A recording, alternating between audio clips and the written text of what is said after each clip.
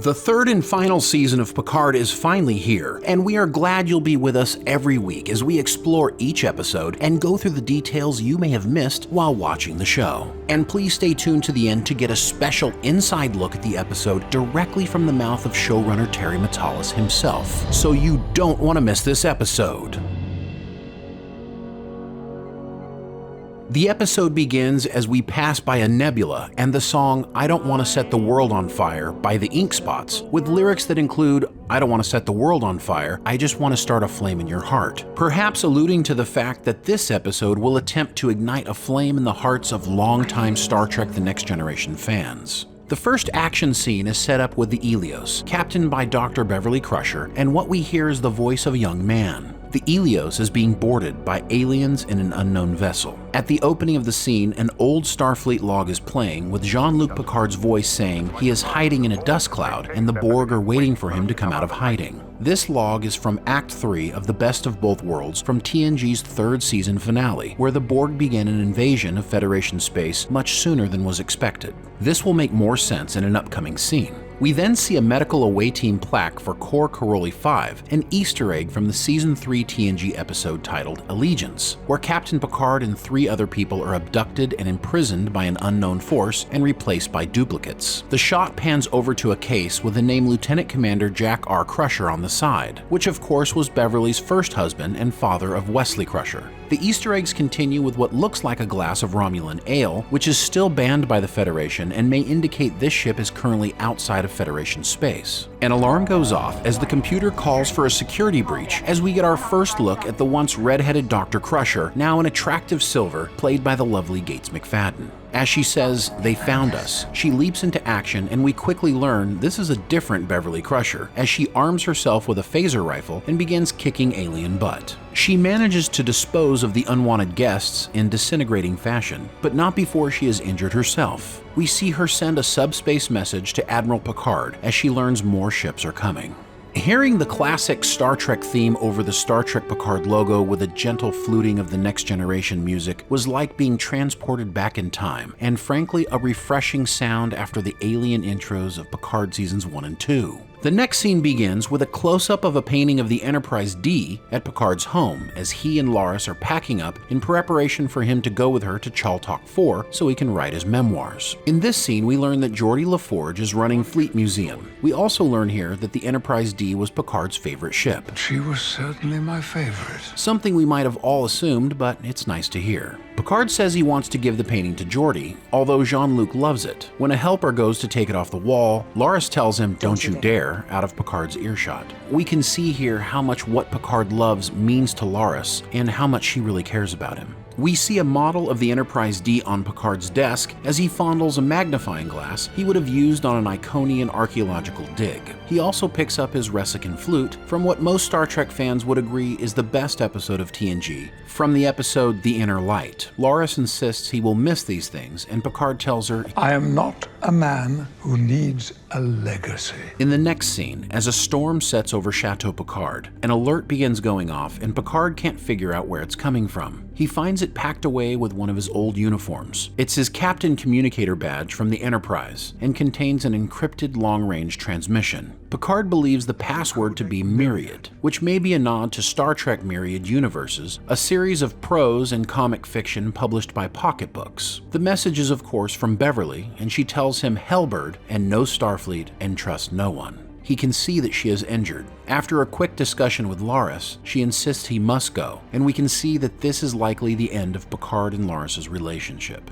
Next, we are in Guinan's bar, and there are tiny model-sized starships everywhere. We get our first shot of William Riker, our beloved number 1 from TNG. There is a sign over his shoulder that advertises the 250th anniversary of Frontier Day. Since the current year is 2403, that means the first Frontier Day took place in 2153, which is also the same year that the wreckage of a Borg sphere is discovered at the Arctic Circle on Earth during Enterprise's second season episode, Regeneration. But according to showrunner Terry MATALAS, Frontier Day was coordinated with the construction of the NX-01. Kind of worked out that it was pretty close to the launch of the NX-01. to Enterprise. When Riker asks about the small metal Enterprise Ds, the bartender says, "Oh, nobody wants those," which gives Riker a nice chuckle. Here, Riker and Picard meet, and their rapport is familiar and comfortable. We learn that Riker is at least temporarily estranged from his family, and you can tell it's hard for him to say. Picard explains Beverly's message and asks Will for help deciphering it. We learn that the word Hellbird referred to a computer virus on the Enterprise while Picard was Locutus. The virus added 3 to every navigational digit. When Riker does the same with Beverly's coordinates, they find out she is in the Reuniting system, just outside of Federation space. We also learn that Beverly cut the rest of the crew off shortly after the events of Nemesis, and Riker doesn't know why. Riker says he has a plan, and as they depart, we also see that someone has been listening in on their conversation. The next scene takes us to the planet MATALAS Prime. If the name looks familiar to you, then you would be right. It was named after the showrunner Terry Matalas, although not for this show. He was originally honored with the planet naming way back when he worked on Enterprise. It's the planet Dr. Phlox was once nearly overwhelmed by 50 patients in a refugee camp. Here in Picard Season 3, it serves as the backdrop for the drug and crime underworld. We get our first look at Rafi Mussaker, who appears to have fallen off the wagon and is using drugs again. Although her struggle with addiction is very real for the character, she is not actually using, but instead undercover for Starfleet intelligence. We find out that her and 7 of 9 are no longer together as she tries to get information from her Orion drug dealer. After paying for information from him, he only tells her something is going down with the Red Lady. We then return to Picard and Riker, who are pretending to conduct an inspection on the USS Titan to catch a ride to the Reuniting system. We get a gorgeous look at a new space dock, and then once inside, we see the brand new Neo-Constitution class Titan with a signature rounded saucer section reminiscent of the TOS movie era. For this original series fan, it's a gorgeous sight. Hello, beautiful. We meet 7 of 9, who is now the first officer of the Titan, and she greets them with the name Annika Hansen and says Captain Shaw prefers it, although it's obvious she does not. We get our classic first view of the bridge of the Titan, with sweeping classic Star Trek music as we learn Sydney LaForge, Geordi's daughter, is at the helm. Is there something wrong with that, Hanson? We get a moment where we learn something is off between Sydney and her famous engineer father. 7 then takes the Titan out of space dock, and we are off on our adventure. There is a moment when Picard, now retired, isn't up to all the new standards of Starfleet ships, and when 7 gently corrects him, Riker ribs him, and it's a wonderful moment. Excellent recovery, Admiral. Shut it, Will. Riker and Picard then go to meet Captain Shaw for dinner, but the captain seems less than impressed with their presence. Gentlemen, please, come join. He chides them about how boring the inspection will be for them, since nothing will be blowing up or crash landing. It's obvious Shaw has a bone to pick with our legendary Starfleet officers. Shaw denies Picard and Riker's request to change course to the Reuniting system. No. When 7 tries to speak up for Picard, we learn that Shaw also has some sort of problem with his first officer. Shaw leaves them and tells them he hopes they enjoy their quarters, which we will eventually learn are a pair of bunk beds. It's at this moment we realize this story is going to be different, and it's great. We get back to Rafi, who is trying to figure out what the Red Lady means. She talks to her handler through a female computer voice that continuously denies her a face-to-face meeting. Rafi knows that a dangerous weapon has been stolen from Starfleet, and now she is worried about it being used against the Federation. But her handler has little sympathy for her, telling her she is a warrior and to find the Red Lady. Back on the Titan, 7 confronts Picard and Riker, wanting to know what they are really doing on board. Picard tells her what's going on, and we learn 7 is struggling with her Starfleet commission. We learn Picard and Janeway encouraged her to take the position. She's struggling to take orders from someone like Shaw, and we can see she is wrestling with her identity, which has always been an important plot point for her character, going all the way back to Voyager. We also learn that 7 has ordered the Titan to the Reuniting system against the orders of her captain. 7 also helps them steal a shuttle, just as Shaw becomes aware they aren't where they're supposed to be. When Shaw gets to the bridge, he tells 7 her career is over as Riker and Picard get away on a shuttlecraft. Back to Rafi, she finally figures out the Red Lady is a target. It's the Rachel Garrett statue, who of course we remember as the captain of the Enterprise C in the popular TNG episode Yesterday's Enterprise. Rafi arrives at a District 7 Starfleet recruitment office just before the facility is utterly destroyed by a massive weapon that somehow disintegrates it, then drops it from a portal in the sky to fall back to the planet below. Rafi is in utter shock. Then in the next scene, Riker and Picard move into a nebula where they find Beverly's ship and her life signs show her in critical condition. It is here that we see the Butch Cassidy and Sundance Kid that MATALAS pitched to Jonathan Frakes way back when he first had the idea to bring the TNG crew back for the final season of Picard. Preparing their phasers, Riker tells Picard, Your hands are stiff. My knees are killing me.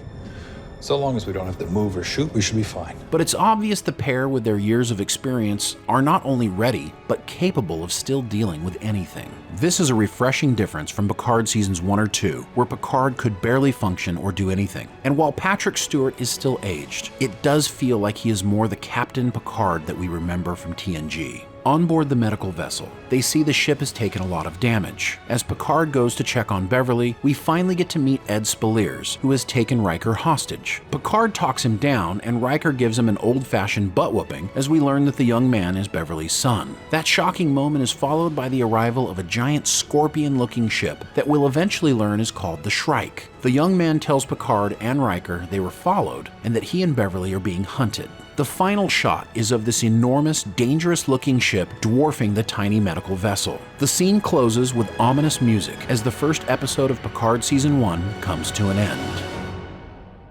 This is what we promise will be the least interesting episode of the series, and we've already been hit with so many huge moments. The first episode feels much longer than the 51 minutes we were given, but in a very good way. The relationship between Picard and Riker is only getting warmer as we are left to consider the intriguing tangle of details that this story has set up. Who is Shaw and why does he have a problem with our beloved characters? Can Seven make it in Starfleet? And does she want to be ex-Borg 7 of 9, human Annika Hansen, or some combination of the two? What will Rafi do with what she has just seen, and who exactly is the father of Beverly's son? Every Easter egg is earned and every plot detail perfectly laid as we eagerly await next week's continuation. The one thing we can say about Picard Season 3 is that it feels like Berman-era Star Trek has returned. And if you weren't paying close attention to the end credits, which played beautifully over Jerry Goldsmith's First Contact theme song, there are some wonderful nuggets in there that might give you clues about the show moving forward, as well as honor the Star Trek that has come before. We promise you'll want to give those credits a close look each week. And stay tuned, because in a moment we are going to share with you thoughts on Episode 1 directly from the mouth of showrunner Terry MATALAS. But first,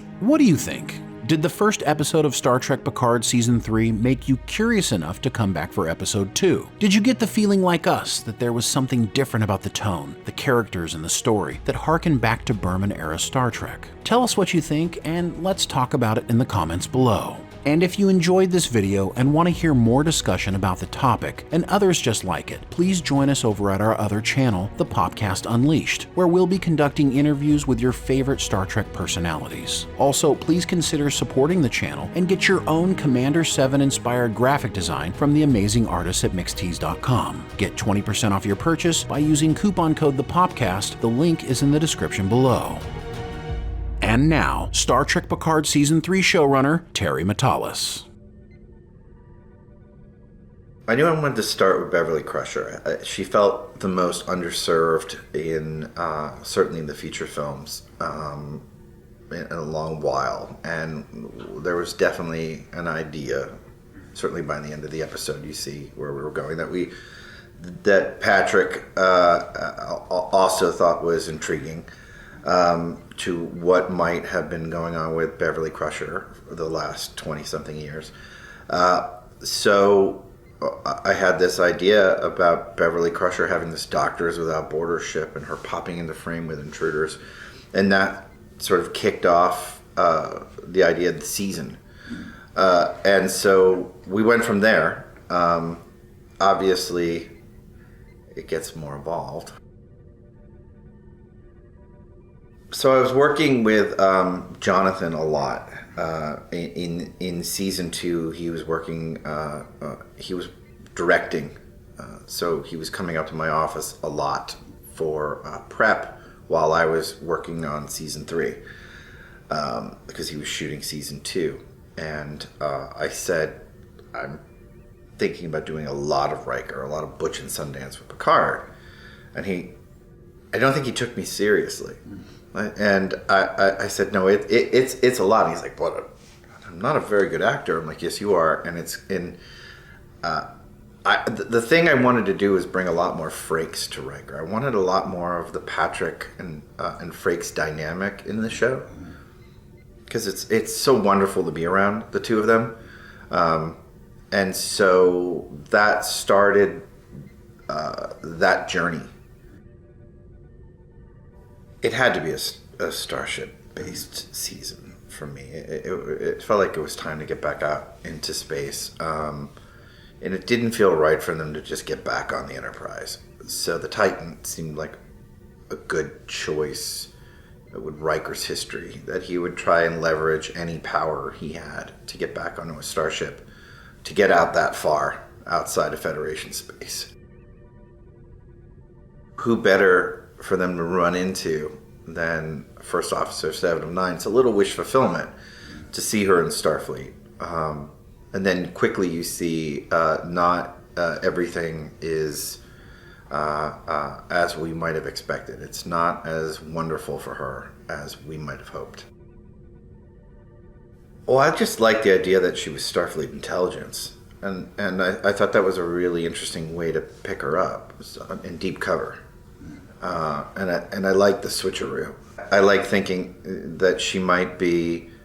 Seeing her, thinking she might have gone off the deep end, or might have reverted to some of her past transgressions, and discovering, no, she is in fact using her experience in that world to her benefit for Starfleet. Felt like a great surprise to sort of reinvent the character a little bit. I love the idea that they were throwing around their legacy weight and thought it was going to be an easy con. And here comes this guy who's like, no, don't care. By the way, Todd Stashwick says you were Spielberg. You were the embodiment of Spielberg. What do you think about that? He looked directly at the camera and said, don't let this go to your head. It's not. Don't worry, it's not going to my head. Is he okay? Was he on anything at the time? Was he drinking? He's good.